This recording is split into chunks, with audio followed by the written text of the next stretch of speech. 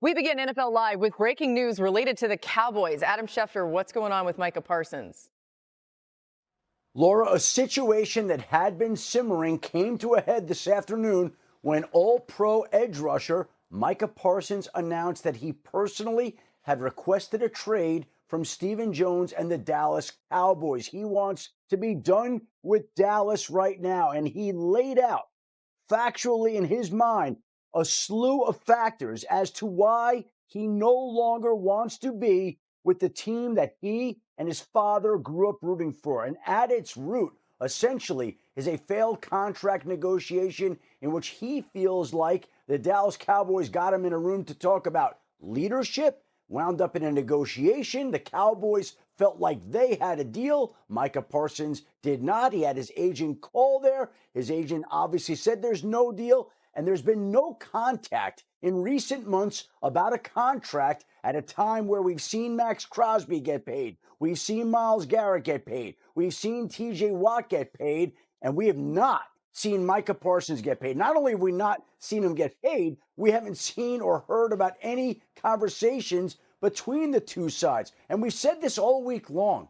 But essentially, the sides right now have been further apart today in early August than they were in early April. And now it's culminated in Micah Parsons issuing a trade request. It's gone viral. He's got teammates on Twitter supporting him. And there's more drama in Dallas. Adam, I feel like this is crazy to even ask, but I'm going to ask you. Would the Cowboys actually trade Micah Parsons? Laura, I've been trying to think of the last time that Jerry Jones traded a Pro Bowl caliber player away, and I cannot think of any. Now, there are comps out there. If you look at the time that the Raiders traded Khalil Mack to the Bears right before the season began in September for a couple of first-round picks and other compensation, that would be the closest comp.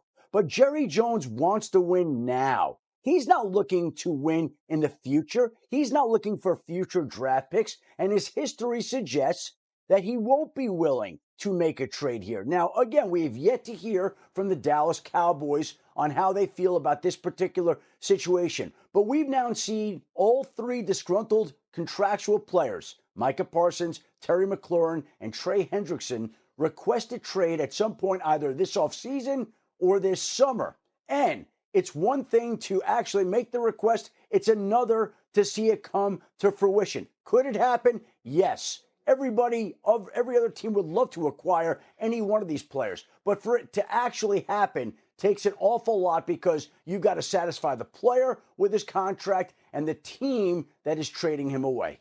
All right, Adam, thanks so much for all of the context here. Just incredible out of you. We appreciate you. You referenced that statement. It was lengthy, 592 words to be exact, posted on Twitter. Parsons said in part, yes, I wanted to be here. I did everything I could to show that I wanted to be a Cowboy and wear the star on my helmet.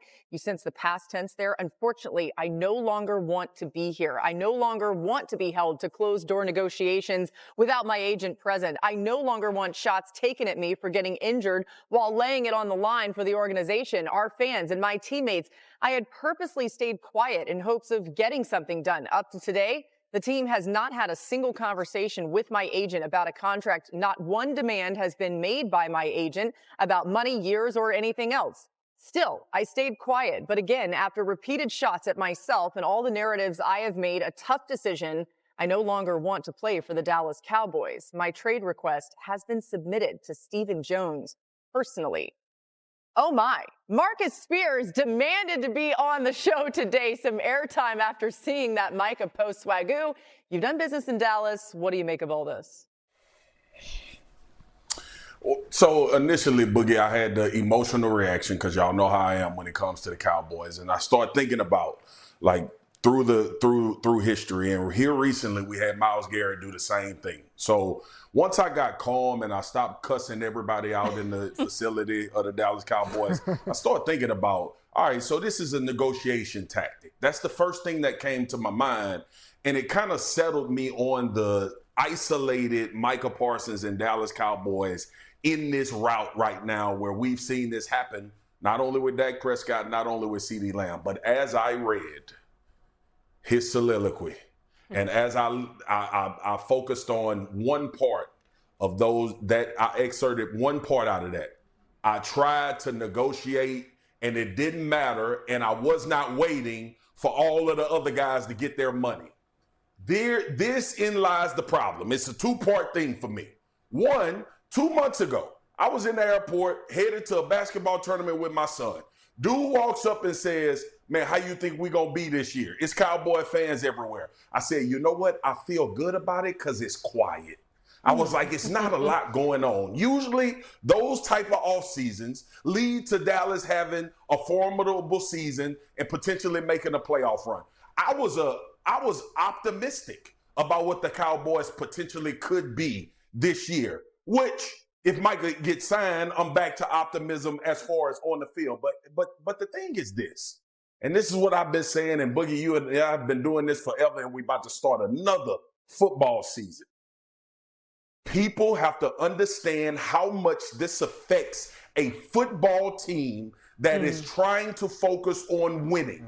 We have these conversations every damn year about the Cowboys. It's always some sort of noise that does not play into actually winning football games. So as opposed to me going crazy and losing my ish on TV, with the contract negotiation, I'm not going to lose my mind. Schefter has been doing this longer than anybody. He's the best in the business. He usually has a feel for these things.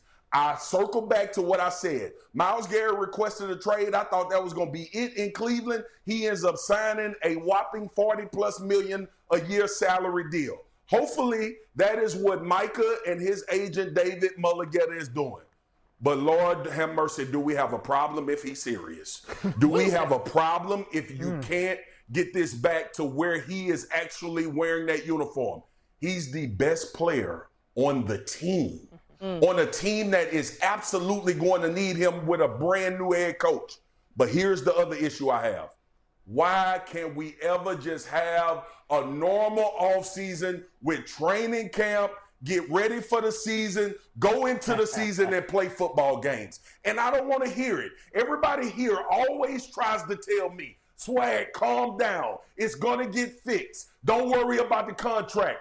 This stuff affects the winning. It affects the team and how they actually play football. So I don't want to hear it this year. I've watched them implode. I've watched us lose playoff games. And then we get to the offseason, and guess what we do, Boogie? What's the definition of a damn fool? Doing something over and over again and thinking something is going to change. So here we are again, like last year with CeeDee Lamb, like the year previously with Dak Prescott. Here we are again with the marquee star on the defensive side of the football, and it's going to lead to us having a conversation sometime in November and December about why the hell the Dallas Cowboys not a contender to get into the playoffs. Okay, so you started out where you weren't losing it, so long. but then you did lose it, which is really what I was waiting for. And I knew we'd get you there, Swagoo. I knew it somehow, some way. Okay.